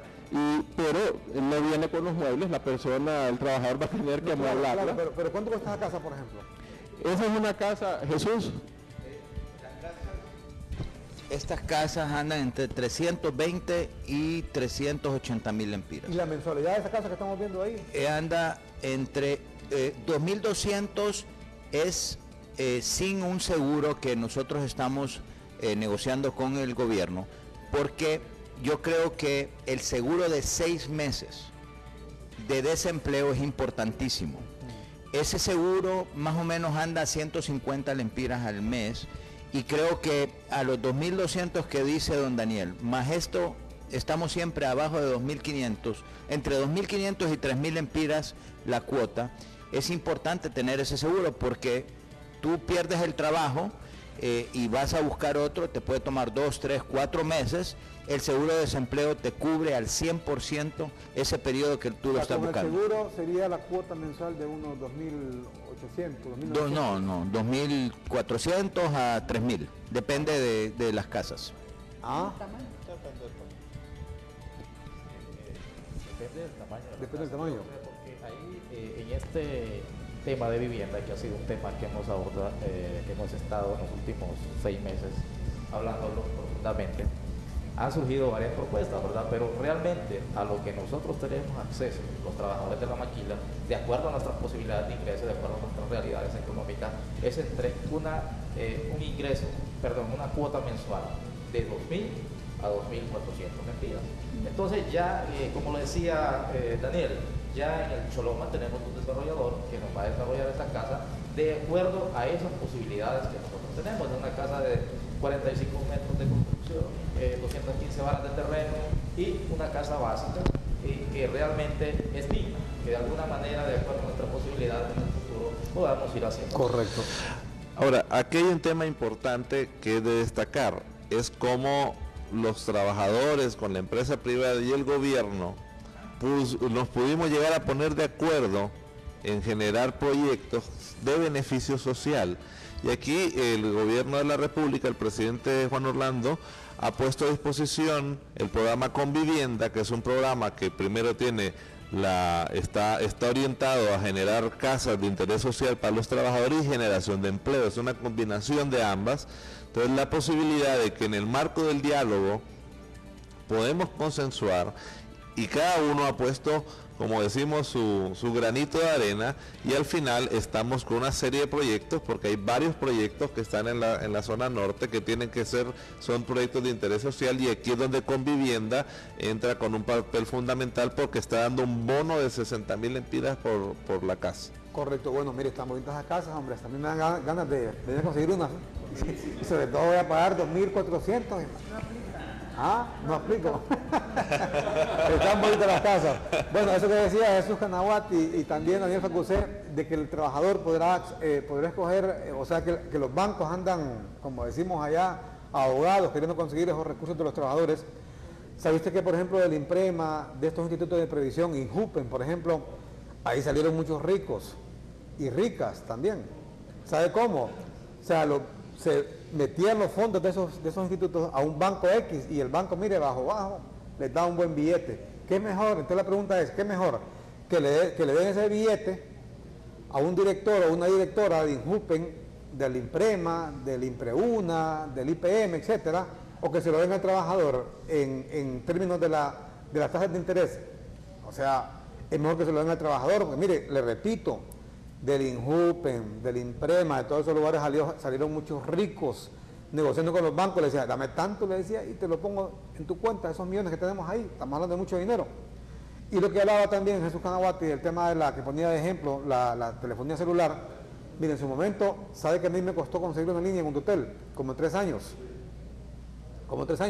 Tuve que conseguir recomendación con un militar de alto rango en esa época, por no decir el jefe de las Fuerzas Armadas, y aparte de eso, darle mordida a un empleado de un hotel para que me considerara una línea. Eso me costó, conseguir una pinche línea en un hotel. Y hoy hay que decirlo, hay más de 8 millones de usuarios de telefonía celular, y usted solo va a una compañera y quiere un celular y punto. ¿Cuál? 2 horas, 3 horas, en 5 minutos, firme aquí, le dice, usted ya firma, solo le pide la identidad, paga y punto. Antes, le aseguro, mire, conseguir una línea, eso costaba uno de aquellos que dijimos, ¿verdad? Eso costaba, le repito, yo estuve 3 años para conseguir una línea de telefonía, una línea fija en un hotel, 3 años, y conseguir recomendación con el jefe de las Fuerzas Armadas, y luego tuve que dar movida. Eso era antes, y ahora usted va a cualquier compañía de celular, y en minutos usted compra la línea. Es más, las líneas que usted quiere, si quiere 5 líneas, pues 5 le venden, quiere 10, quiere 20, se las venden ahí. Esa es la ventaja que a veces existe en la empresa privada. Vamos a una pausa comercial y ya luego regresamos con esas imágenes de las viviendas que se están construyendo aquí en el sector norte del país. El tema de las cargas tributarias, las cargas impositivas, que si estamos hablando de generar empleo, que el principal desafío que tiene este gobierno es generar empleo, la pregunta es, ¿están dadas las condiciones para que se genere más empleo en el país o no? O no, porque hay sectores, sobre todo el sector empresarial, pero los microempresarios que creen que el gobierno los está asfixiando con muchos impuestos. Tengo, por cierto, acá un mensaje que nos envía don Adolfo Facusé, que fue presidente de la ANDI, Asociación Nacional de Industriales. Dice, voy a compartir, dice, los logros, entre comillas, de nuestro presidente, antes de que sea prohibido pensar y expresar. Alguien se tomó la molestia, dice, de enumerarlos para que los tengamos bien presentes.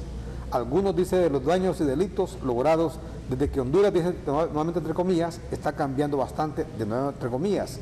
Número 1, dice, aumento del impuesto sobre ventas del 12 al 15%. Gravó con el 12% la energía eléctrica. Gravó con el 12% las llamadas telefónicas. Gravó los retiros bancarios con 2 lempiras por cada 1000. 1.50 cuando fuera un cheque de retiros. Aumento de los impuestos a los combustibles, 25 centavos de dólar por galón. Gravó el consumo de alimentos en franquicias internacionales. Gravó los pasajes aéreos a los hondureños por salir del país con el 18%, clase ejecutiva. Gravó con un impuesto de $35 a los hondureños por salir del país. Aumentó los impuestos por ingreso de vehículos usados.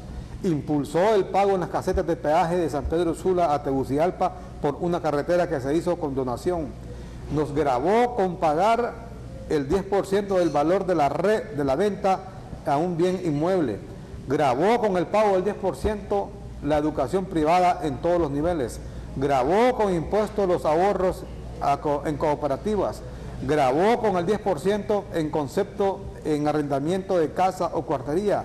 Gravó con el pago del 1% anual a las personas naturales o jurídicas o empresas que reportan pérdidas anuales. Creación de las ciudades modelos, bueno, en parte, ¿qué le parece?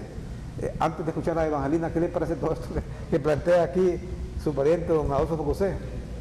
Bueno, no tengo nada que ver con él en negocios ni nada. Ajá. Pero sí quiero aclarar de que tenemos que ver cómo estaba Honduras hace unos cuantos años. Después de lo que fue la crisis política que sufrimos en el 2009, pues Honduras quedó con más de 2 millones de personas desempleadas, quedó con un gran déficit fiscal, quedó prácticamente el Estado quebrado, ¿verdad? Y obviamente pues esto no se iba a poder recuperar si no se hacían cambios. Lo primero era recuperar lo que es la confianza en el país a través de unas finanzas públicas saludables, y eso pues al final nos terminó dando el gran beneficio de la firma del Fondo Monetario, la baja de intereses que hoy ya estamos viendo. Recordemos que durante todos estos últimos años los intereses solo habían ido para arriba, hasta ahora ya los estamos viendo bajar, y está creando las condiciones para poder fomentar empleo y fomentar inversión. Se ha cambiado la perspectiva de Honduras a nivel internacional. Ya no somos categorizados como el país más violento del mundo. Ha cambiado la imagen nuestra en el exterior y ha venido la inversión extranjera. Somos el país de mayor recaudación de inversión extranjera en toda Centroamérica. Y esto ya prácticamente con estos datos que yo le estoy dando, lo que le estoy diciendo es de que había que tomar medidas y el pueblo tenemos que estar consciente. Obviamente todos nosotros, el pueblo en sí, hemos tenido que pagar por estos errores que se han cometido por gobernantes anteriores. Hoy en día ya estamos encaminados a un despegue económico, a un despegue para poder generar empleo, y es lo que hoy nos tiene aquí. O sea, a sus juicios era necesario ese trago amargo para poder superar la situación que estábamos viviendo. Definitivamente, y si no se hacían cambios drásticos, no hubiéramos tenido este cambio. La tendencia de Honduras, y ya reconocidos por diferentes entidades del mundo, es muy positivo. Somos el único país en Centroamérica que está creciendo firmemente. Miremos el caso de El Salvador, que está retrocediendo, o sea, tienen crecimiento negativo en El Salvador. Miremos el caso de Guatemala, con una crisis política feroz.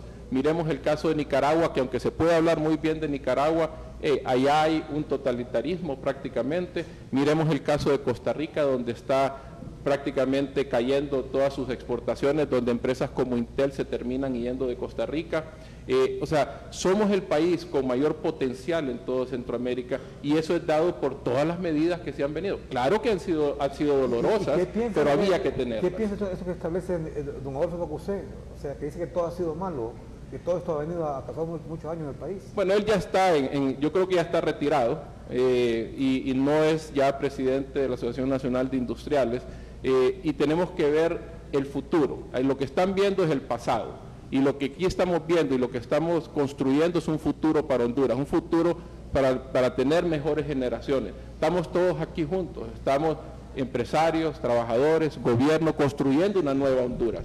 De eso es lo que se trata, Armando. Si nosotros estamos viendo hacia el pasado, si nos quejamos del pasado, no vamos a hacer absolutamente nada. Construyamos de aquí, pero construyámoslo de forma conjunta, bajo un diálogo, que es lo que estamos haciendo. Mire, este es un gran ejemplo de lo que está pasando ahorita. Aquí estamos trabajadores, empresarios, gobiernos, trabajando en una misma dirección. Eso no lo mirábamos desde hace mucho tiempo. En los países desarrollados, en los países que se desarrollan con mayor velocidad, usted encuentra estas sinergias entre los tres sectores, entre trabajadores, empresarios y gobiernos. En los países que van cayendo es donde hay divorcios entre estos sectores. Y hoy estamos aquí presentando el programa de vivienda. Un programa para todos los trabajadores, un programa que va a crear empleo construyendo las viviendas, va a crear desarrollo económico, va a crear derrame económico a diferentes sectores.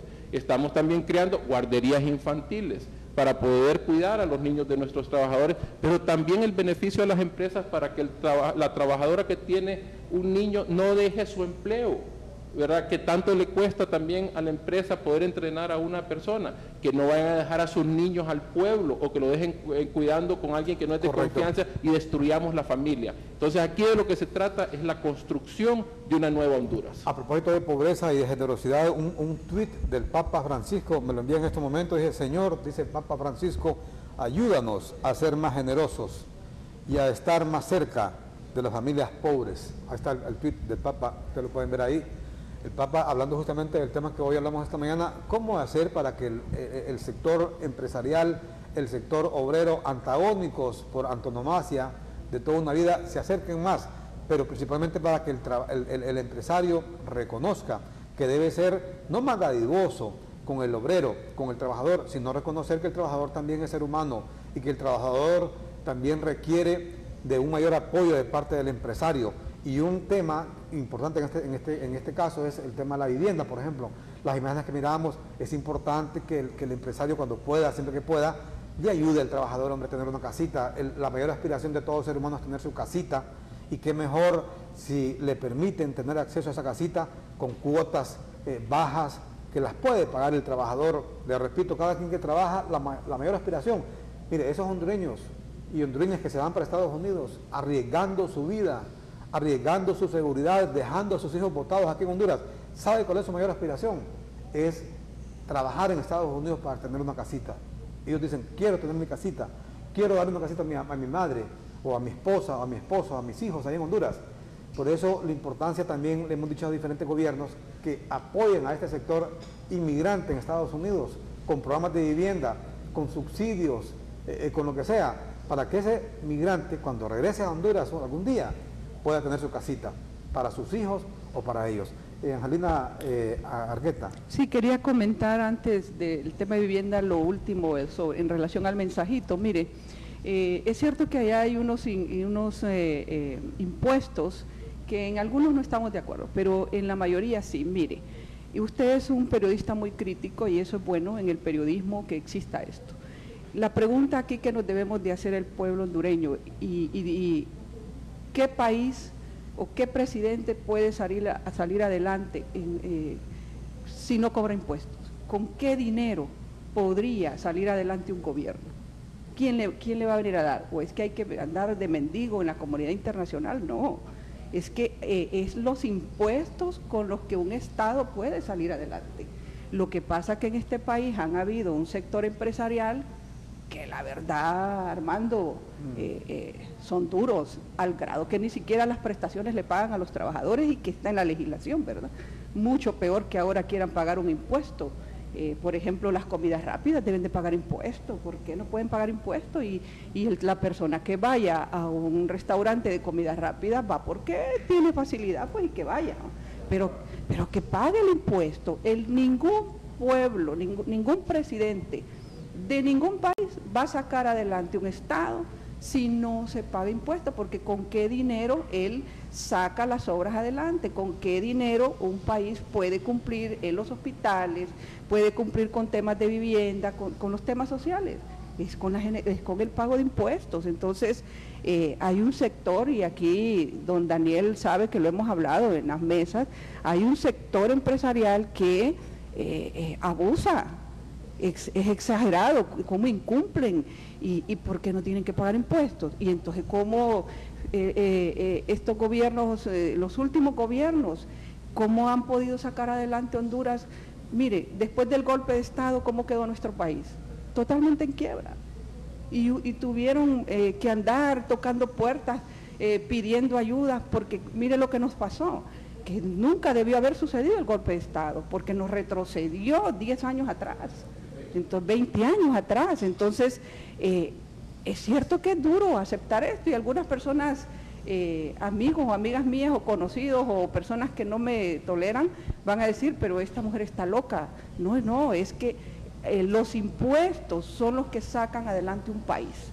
Si no es así, entonces hay que andar de mendigos pidiendo a la comunidad internacional apoyo en proyectos, en esto y lo otro. Hay comunidad internacional que apoya a nuestros países con buena fe, con buena intención. Pero también yo creo que aquí debemos de aprender a ser un poquito más independientes. Aquí dice don Adolfo José de nuevo, dice Honduras tiene los impuestos más altos de Centroamérica y solo las actividades que no pagan impuestos pueden hablar así como sus invitados. Ese tiene para ustedes, los maquiladores. Pero mire, Armando, yo quería intervenir en algo que es importante. Fíjese lo que estamos hablando hoy. Estamos hablando de un diálogo para la creación de empleo. Mire, el hecho aquí es cómo los tres sectores nos podemos poner de acuerdo para sacar proyectos comunes para el país y para los que no tienen. Cuando se hizo el gran acuerdo en la negociación, que salió la génesis entre trabajadores y empleadores del concepto de la construcción de las casas, por ejemplo, significa cómo nos pusimos de acuerdo, porque todos se tuvieron que sacrificar. Ahí se sacrificaron los trabajadores, se sacrificaron los empleadores y sacrificó el gobierno. El gobierno puso un programa, los trabajadores tuvieron que sacrificarse también porque tenían una negociación, sabían que necesitaban más empleos para el país, porque es un acuerdo para empleos, y los empleadores también al final inclusive están aportando con primas para las casas.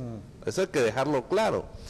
Pero es la forma más importante e incluyente de generación de empleo, porque se genera confianza en el diálogo. Mire, lo que el presidente Hernández se trata de hacer es generar confianza en el diálogo social, porque el diálogo social es el que permite ver la otra cara de la moneda. Mire, cuando usted no dialoga, mire los impuestos como una carga, pero cuando usted dialoga y dice, mire, pero lo que estamos haciendo con esos impuestos es poniéndole techos a las familias pobres, poniéndole pisos a las familias que no tenían, poniendo filtros de agua, porque no es posible, y el presidente Hernández tiene un dicho que es muy correcto: no puede haber empresas exitosas, ¿verdad?, en comunidades fracasadas. O sea, no puede ser así, tiene que haber un balance, y lo que crea el diálogo y lo que crea cuando se están haciendo todas estas iniciativas es dándole también oportunidades a aquellos que no tienen, y el problema es tratar de solo ver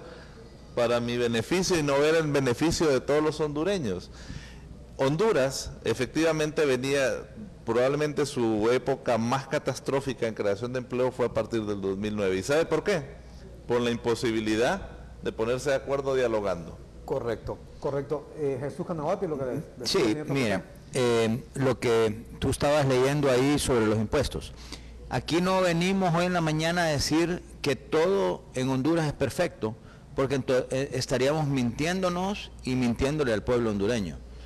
O sea, tenemos todavía una tarea fuerte de corregir muchas cosas que impiden que nosotros logremos lo que nos hemos planteado con esta este objetivo de inversión que pueda generar 230,000 empleos todos los años, incrementar el Producto Interno Bruto de nuestro país arriba del 5,5%. Si no lo hemos logrado es porque tenemos trabas en la administración pública, tenemos inequidad en el tema de impuestos y tenemos otra serie de problemas que tenemos que hacerle frente. O sea, yo creo que podríamos tener un espacio de enumerar todo lo malo y salir de acá pues tristes porque no hicimos nada, solo hablamos de las cosas negativas. Yo creo que el mensaje es que estamos sentados en una mesa de diálogo, incluso se está hablando de una reforma tributaria a esas inequidades para resolver el tema de que por qué unos pagan más, por qué otros pagan menos, cómo distribuirla de una manera más eficiente y más prudente para poder lograr el desarrollo del país, y hemos visto anuencia para tocar esos temas. Lo que tenemos que aprender los empresarios, los trabajadores y los gobernantes, los políticos y el pueblo hondureño, es que solo a través del diálogo y poniéndonos de acuerdo vamos a sacar el país adelante. Mira, no tenemos tiempo de pelearnos entre nosotros. Tenemos demasiados problemas, tenemos todavía inseguridad. El hecho de que ha mejorado la seguridad no quiere decir de que no hay inseguridad. Tenemos un montón de jóvenes que, como tú dijiste, son propensos a caer en las manos de la criminalidad porque no tenemos respuesta para ellos. Y Estados Unidos no puede ser esta respuesta. Hay todavía, me dicen, 300 jóvenes saliendo diarios de Honduras y regresan, no sé, 70%. Entonces esos 300 jóvenes tenés que buscarle una opción de empleo.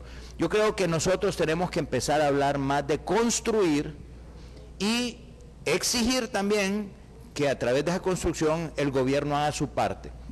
Pero debemos de enfocarnos y esforzarnos en ese tema, no en ver qué es lo que está pasando en Guatemala o qué es lo que está pasando en otro país. Sí hay que ver lo que está pasando en China, por ejemplo, donde ahí se está encareciendo la mano de obra para poder tomar oportunidad de ello. Pero hablemos de construir, y por eso es que nosotros en el sector hemos apostado al diálogo y nos está dando resultado.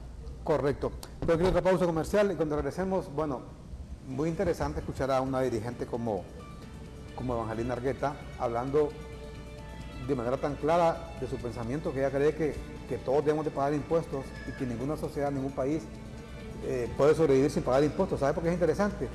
Porque lo más fácil es decir lo contrario de lo que plantean Evangelina Argueta. El discurso desgraciadamente demagógico de los políticos, de dirigentes obreros y de periodistas. Mire, para mí sería aquí lo más lindo para conseguir audiencia y decir no pague impuestos, no pague el agua, que el agua cae del cielo y tiene que ser regalada, no pague la luz, no pague el teléfono. Mire, los servicios públicos, gracias a esto, no son un regalo de la naturaleza. El agua, es cierto, cae del cielo, pero esa agua hay que entubarla, hay que potabilizarla. Y porque el SENAA no hace lo que debe hacer, es que aquí todo el mundo, en Honduras, la mayor parte de los hondureños no tenemos agua. Aquí nadie tiene agua las 24 horas del día. Esa empresa no sirve de SENAA. Es totalmente ineficiente. Pero lo interesante en este caso que dice Evangelina Argueta, vea usted, todo el mundo en cualquier parte del planeta paga impuestos. Lo que hay que exigir como sociedad es que esos impuestos sean bien administrados, que no se los hueveen, pues, que no se los roben, que no se los peinen, que los utilicen en los que deben utilizar. ¿Saben qué? En construir carreteras, en construir hospitales, en construir escuelas. ¿Sabe cuánto pagan impuestos, por ejemplo, en los países nórdicos? Casi la mitad del salario. 43% se ven pagado de impuestos. En países como Chile, la primera vez que fui a Chile me tocó ir, por ejemplo, a Viña del Mar, a una cuestión que íbamos ahí. Me fui por una carretera que era más o menos, la siguiente vez que regresé me fui por una carretera que era una belleza de carretera. Pero ¿sabe qué? Cada tantos kilómetros, plip, le hacía el carro. ¿Y qué es eso? Le pregunto yo. Ese es el impuesto que nos cobran. Nada más que no hay casetas, es un país civilizado, ¿va? Ya no se colen casetas como aquí, como en San Pedro Sula, como por allá, que a veces se cola horas, y lo que hay como un chip, se lo ponen al carro y usted paga. Cada vez que pasa por un lugar, plip, y le mandan la cuenta a su casa. Ojalá un día lleguemos aquí así, ¿no? Pero en Chile, no, más acá en Nicaragua, ve usted. Por eso le digo ese discurso demagógico. Estuve en Semana Santa en Managua, fui a un lugar que han construido ahí a las orillas del lago, en Managua, que por cierto, ¿sabe qué? La Cooperación Española construyó ese lugar en el malecón, muy bonito por cierto, hay restaurantes, y ¿sabe qué me gustó? Hay restaurantes caros, pero también hay champas ahí, quien no tenga mucho dinero come una champa ahí, como que dice ahí yuca con chicharrón, puede comer pastelitos, barato, fresco que venden así en vaso, pero usted quiere comer más de caché, vaya al restaurante, con aire acondicionado, tranquilo. ¿Sabe qué? ¿Cómo se llama ese lugar? El centro de recreación se llama Salvador Allende, presidente socialista de Chile, que le dieron golpe de Estado, Pinochet junto con la CIA. Se vio obligado, por cierto, siempre a suicidarse cuando estaba acorralado ahí en el Palacio de la Moneda, en Santiago. Ese es el nombre que lleva el centro de recreación. Pero ¿sabe qué? Es pagada la entrada. A eso quería llegar. Costaba como 45 Córdoba, si no recuerdo. Entrar al baño, ¿sabe qué? Es pagado ir al baño. Para ir a orinar, no recuerdo cuánto cuesta, pero es pagado. Entonces, todo el mundo conoce quién es Daniel Ortega. Cualquiera ha dicho, todo regalado, porque esta es la revolución que no se cae. El nombre se llama Presidente Salvador, y ahí está la fotografía de Salvador Allende, por cierto, en la entrada. Pero cobran la entrada. Ah, ¿sabe qué? Es pagado también parquearse adentro. Todo eso lo cobran. Es pagado ir al baño. ¿Sabe por qué? Y hacen lo correcto. Porque ese centro hay que mantenerlo. Está bien aseado adentro. Hay vigilancia y de todo. Y los fondos para pagar la vigilancia, los fondos para mantener aseado ahí ese lugar y todo, salen de lo que la gente paga. Así es en todas partes. Pero aquí en Honduras el político irresponsable, el dirigente sindical irresponsable, el diputado irresponsable le mete en la cabeza a la gente que todo hay que regalarlo. Todo se regala y la gente se lo traga y por eso estamos como estamos. Vamos a la pausa y regresamos. Continuamos aquí en su foro Canal 10 directamente desde San Pedro Sula, desde el Club Hondureño Árabe, aquí en San Pedro Sula, en vivo y en directo. Teleopinión, ¿ve usted posible que Honduras esté ubicada entre los 10 países más positivos del planeta? 50% dicen que sí, 50% dicen que no. Bien, el presidente Hernández va hoy, en unos momentos va a salir para Guajiquiro, La Paz, y luego estará en La Ceiba, en el aniversario de la Fuerza Naval, y después también en La Ceiba, en la entrega de subsidios para viviendas. Ojalá y ahí Juan Orlando Hernández se reúna sobre todo con los empresarios de La Ceiba, que dicen que a día le han estado pidiendo una reunión y no ha sido posible. Hay muchas quejas, ve usted en La Ceiba, siempre, y a día estamos con esta campaña, se va a la luz todos los días. Yo le pregunto qué ciudad como La Ceiba puede sobrevivir sin luz, qué empresa privada puede salir adelante sin luz, qué economía puede mantenerse sin luz. Que los reciba, que se reúna con ellos ahí, que platiquen cómo pueden solventar ese problema, porque quieren hablar directamente con él. Y además de otros problemas que hay con el muelle de cabotaje y que hay con el tema del turismo, sobre todo con los pasajes. Decíamos ayer que usted va de Houston a Belice, le cuesta $200 un pasaje, pero va de Houston a Ceiba, ¿sabe cuánto le cuesta? 900 y hasta $950. ¿Qué preferiría usted, si es gringo o se vive en Estados Unidos? ¿Ir a Belice o ir a La Ceiba? Exageradamente grande la diferencia. Así que ojalá que ahí Juan Orlando se reúna con la gente de La Ceiba y escuche sus problemas. Dice aquí don Fito Jacusé, la maquila, las comidas rápidas y otras actividades exentas de pagar los impuestos no pagan los demás hondureños. ¿Cómo van a hacer, dice, las sedes? Es muy difícil, además dice que actividades grabadas con los altísimos impuestos que tiene Honduras inviertan en el país y generen empleo. ¿Qué le parece, Evangelina? Yo creo que en el próximo, un foro que usted desee, sería interesante que invite a don Fito para ver el tema, porque aquí el tema que estamos hablando, el tema de vivienda y otros temas que hemos acordado en la maquila. Yo no sé si mire, cuando usted habla del tema de Ceiba, si en la Ceiba hay empresarios que le deben a la ANE, que paguen. Yo recuerdo haber visto una noticia, no sé si era del señor él, que decía que le debía 3 millones de lempiras a la ANE. Un señor apellido Facusé, no sé si era él, ¿verdad?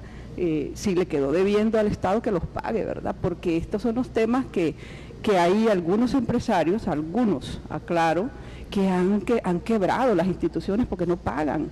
No le pagan, y entonces aquí, mire, los pobres, si alguien en un barrio, en una colonia no paga la luz, a los 5 días de no haber ese recibo, se la cortan y se la cortan. Y aquí la pregunta, ¿cómo es que dejan que un empresario acumule 3 millones de lempiras? ¿Por qué pasó eso? La corrupción es exagerada, pues.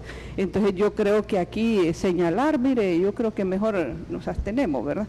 Pero sí es importante entonces que algunos empresarios también traten de cumplir un poquito más esto, porque si realmente queremos este país, tengamos un poquito una mente más positiva, ¿verdad? Nosotros en estar renegando y viendo el pasado no podemos ver el futuro, no nos deja ver el futuro porque la mentalidad se nos bloquea. Yo quisiera concentrarme más en el tema de vivienda. Mire, nosotros, Armando, se hizo en la Asociación de Maquiladores una convocatoria pública a desarrolladores de vivienda. Fíjese que para nosotros los trabajadores estábamos como asustados porque nosotros suscribimos el acuerdo y decíamos nosotros, pero ¿quién nos va a hacer una casa de 300.000 empiras, 42 metros de construcción, 215 varas el terreno? Y fíjese que llegaron ciento y fracción de desarrolladores y nos llegaron desarrolladores bien interesantes. Ya tenemos 3 proyectos en camino, uno en Choloma, uno en San Pedro, uno en Villanueva, tal como lo dice el acuerdo. Y fíjese que hay desarrolladores, por ejemplo el de Choloma, que empezamos a negociar. Nos ofrecieron la casa a 300.000 empiras, a 215 varas y 42 metros de construcción, 2 habitaciones, una salita, una pila afuera. Y nos decía el desarrollador, con cerámica o con balcón. Y finalmente en la negociación llegamos, porque no es lo mismo 7 viviendas a 700 viviendas, ¿verdad? Entonces claro, cuando se negocia en cantidad, entonces llegamos con el desarrollador y nos ponía opción 1 o 2. Fíjese que finalmente logramos las 2 cosas, porque le dijimos, mire, nosotros no le estamos comprando 7 casas, son 700 casas. Y por esas 700 casas, este desarrollador que está en Choloma, la familia Torres, nos está dando esta casa con cerámica y con balcón. ¿Si me repite el precio? A 300.000 empiras. A 300.000 empiras con una mensualidad que ahí... Consígame una. Usted no aplica. ¿Sabe por qué usted no aplica? Porque usted ya tiene vivienda. Usted ya tiene vivienda, entonces no aplica. Porque ese es el tema. Que si tenemos imágenes ahí de la vivienda, por favor. El tema es que la persona que ya tiene vivienda no aplica a estos proyectos, porque ¿qué es lo que aspiramos? Que ese alto índice que hay de la vivienda, que no hay vivienda, lo disminuyamos. Entonces, ¿por qué le vamos a conseguir una casa a usted cuando usted ya tiene? Entonces, los trabajadores les pareció bien interesante este tipo de vivienda. Entonces, 700 viviendas es el primer proyecto. Qué bueno. Estamos ya en segundo y un tercer proyecto. Pero mire, en Choloma, en San Pedro Sula, pero mira, se sorpréndase de esto, en San Pedro Sula, hay un desarrollador también, que es una cooperativa donde están integrados campesinos y todo eso, que es Cosmul. Nos ofreció esta misma vivienda a 290.000 empiras. En San Pedro Sula, que nos pareció sorprendente porque usted sabe, en San Pedro Sula conseguir un terreno, la plusvalía es exagerado, pues. Entonces, en San Pedro Sula la conseguimos con las mismas medidas y todo, que es 5 minutos del desvío que era de San Pedro Sula hacia Ticamaya, la conseguimos a 290.000 empiras con las mismas medidas, 42 metros de construcción, 215 varas. Ahora, hay que entender, usted ve en las imágenes, esas casas están bonitas, pues tienen un mejor acabado. Esta casa que hemos estado ubicando es construcción gris, no la va a encontrar así repellada, pulida. ¿Por qué? Porque nosotros lo que aspiramos es que esta persona, este obrero, esta obrera, la pueda pagar. Y los salarios en la maquila, el salario mínimo son 5.700. Los trabajadores suben ese salario con la productividad.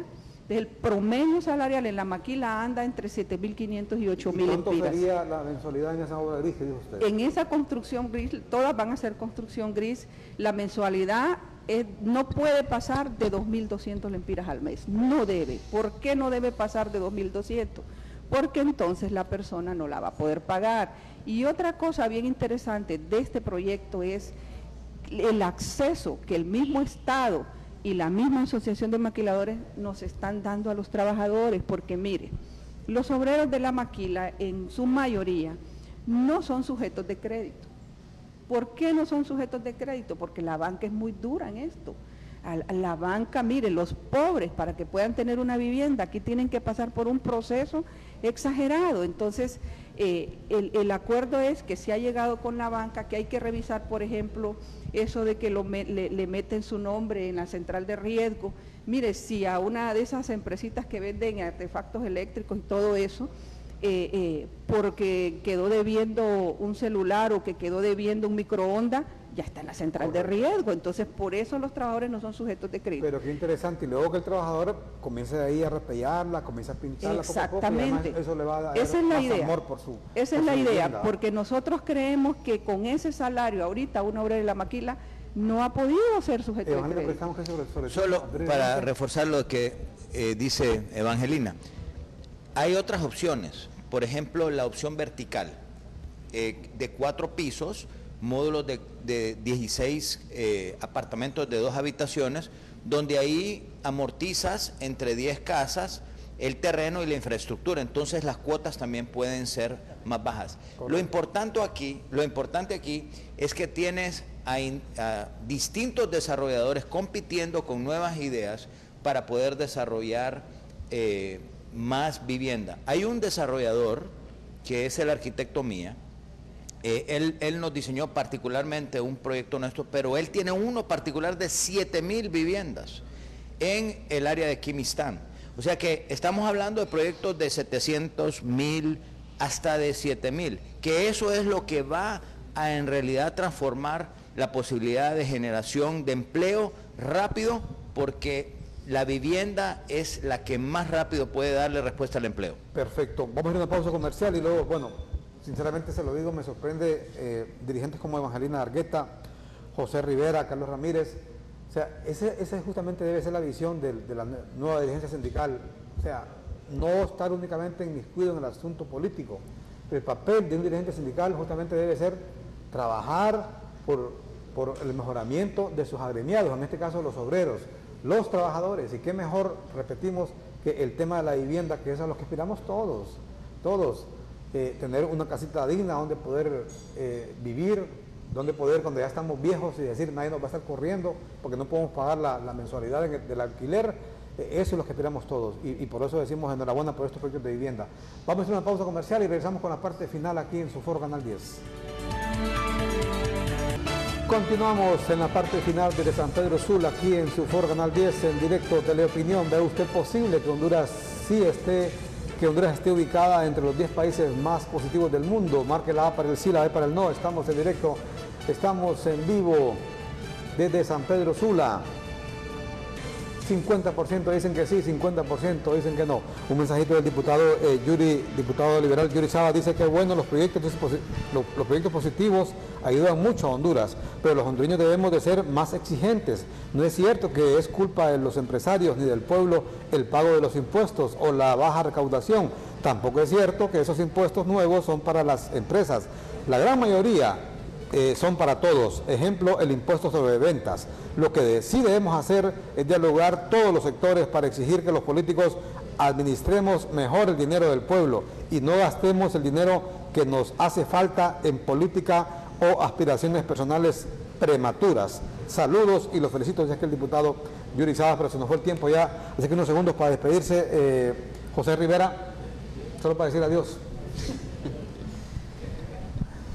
Estamos ya sobre las 9. Bueno, pues agradecerle a usted por este foro y por invitarnos, pero también decirle a los compañeros y compañeros de la maquila de que estamos trabajando bastante duro en el tema de la vivienda, en el tema de las guarderías comunitarias, de que ya la empresa New Holland, para la cual yo laboro, va a empezar a construir ya la primer guardería, a buscar una vivienda para alquilarla, para establecer una guardería comunitaria para las compañeras, para sus hijos. Perfecto. Y estamos trabajando bastante duro también en lo de la vivienda, y que todos los compañeros y compañeras que han solicitado vivienda, pues que tengan fe y que sean positivos, igual que nosotros, de que estos proyectos los vamos a ejecutar. Estamos sobre tiempo, solo los vamos a ejecutar muy luego. Perfecto, solo unos segundos, concluimos con Evangelina Barquero, ya no tenemos más tiempo para Evangelina Argueta. Bien, primero, Armando, agradecer esta oportunidad, pero decirle al pueblo hondureño que en la medida que tengamos una mente más positiva y en que tengamos más tolerancia, porque probablemente a algunos no les satisface dialogar con X persona, pero si ahí puedo encontrar una solución, nosotros lo hacemos. En la Maquila estamos acostumbrados a trabajar por resultados. Si en la Maquila el día a día se trabaja por resultados, y así hemos aprendido. Aquí las viviendas van a salir, aunque le guste o no a algunas personas, el proyecto de vivienda va a salir y el Estado está obligado a desarrollar proyectos de viviendas sociales, ¿verdad? Y eso es lo que estamos promoviendo acá, el gobierno que haya sido. Aquí gobiernos politizaron este tema hace muchos años, que decían que iban a hacer 50.000 viviendas, y yo creo que tal vez la de ellos habrán hecho. Entonces, aquí ni la de ellos posiblemente, pero nosotros sí creemos que esto va a ser una realidad. Perfecto. Armando. Se nos va el tiempo. Gracias a Evangelina Argueta, al ministro Carlos Madero, Daniel Facusé, Jesús Canahuati, José Rivera y Carlos Ramírez por este foro de esta mañana. Lo importante pues es ese acercamiento, ese diálogo entre los sectores que han sido ancestralmente antagónicos: gobierno, empresa privada, obreros. Les aseguro que en el diálogo, en estos sectores, han encontrado esa ruta justamente para salir adelante. No solamente en las calles, no solamente intentando incendiar el país se pueden lograr cosas. Justamente con esta ruta del diálogo es la mejor vía para poder salir adelante entre todos los hondureños. Y aquí en San Pedro Sula se está dando ese mejor ejemplo. Gracias, continúen con nosotros. Segundo, viene aquí en Canal 10, La Buena Vida. Les saludamos desde San Pedro Sula. Buenos días. De lunes a viernes,